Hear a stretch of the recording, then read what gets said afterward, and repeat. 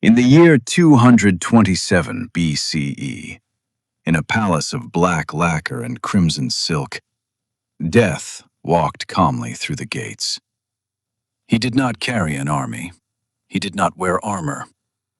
He carried a map and a dagger. His name was Jing Ke, and he came to kill a king. China was not yet an empire. It was fractured, divided into rival states locked in constant war. This era was known as the Warring States period, a time of ambition, betrayal, and survival. Among those states, one rose stronger than the rest: Qin. Its ruler, King Zheng of Qin, was ruthless, strategic, and relentless. Kingdom by kingdom, he crushed opposition. City by city, he erased rivals. He dreamed not of ruling one land, but all of them. The rulers of the remaining states understood what was coming. If Qin succeeded, their crowns would vanish, their bloodlines would end. One state, Yan, was desperate enough to attempt the unthinkable. They would not meet Qin on the battlefield. They would strike its head.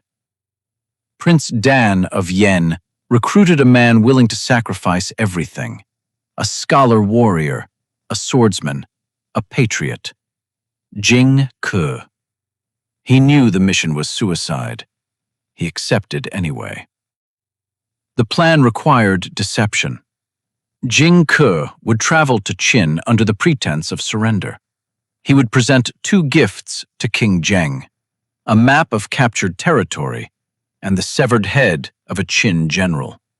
Both were symbols of submission, but hidden inside the rolled map was a blade, a poisoned dagger, small enough to conceal, sharp enough to end an empire before it began.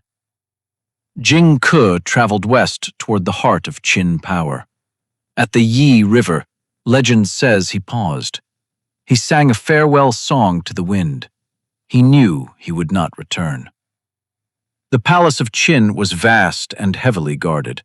Polished floors reflected torchlight. Officials lined the hall. The king sat elevated above them all.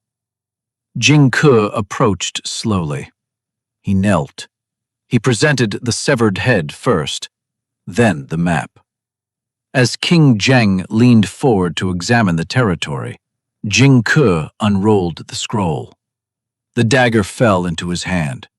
In one fluid motion, he lunged. For a heartbeat, history held its breath. But King Zheng reacted faster than expected. He stumbled backward. Court officials panicked. The assassin's blade missed its fatal mark. The hall erupted into chaos. Jing Ke pursued the king around a pillar, desperately trying to close the distance. The dagger flashed under lantern light.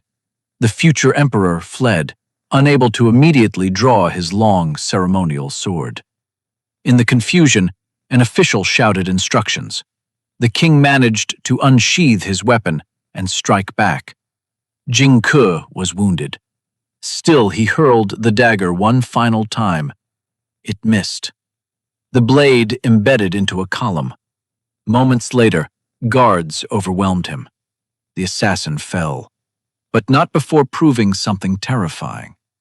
The king of Qin was mortal. King Zheng survived. Years later, he would conquer the remaining states and declare himself Qin Shi Huang, the first emperor of a unified China.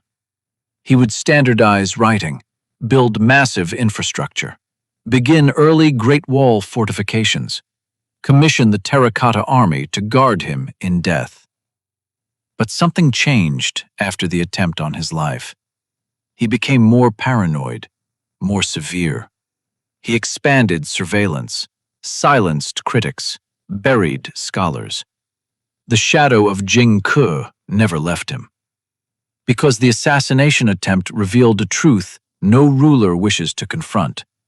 Power does not erase vulnerability. If Jing Ke had succeeded, history would look unrecognizable. No Qin dynasty, no centralized imperial system shaping East Asia for millennia. No singular emperor rewriting law and culture under one banner. Instead, fragmentation might have continued for generations. One man, armed with a hidden blade, came within inches of altering the fate of millions. Jing Ke failed in his mission, but he succeeded in something else. He became a symbol. In Chinese memory, he represents loyalty unto death, resistance against overwhelming force, the courage to confront inevitability.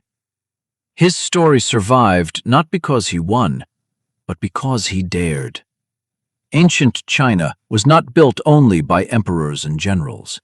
It was shaped by shadows in palace corridors, by quiet footsteps approaching a throne, by moments when steel flashed beneath silk.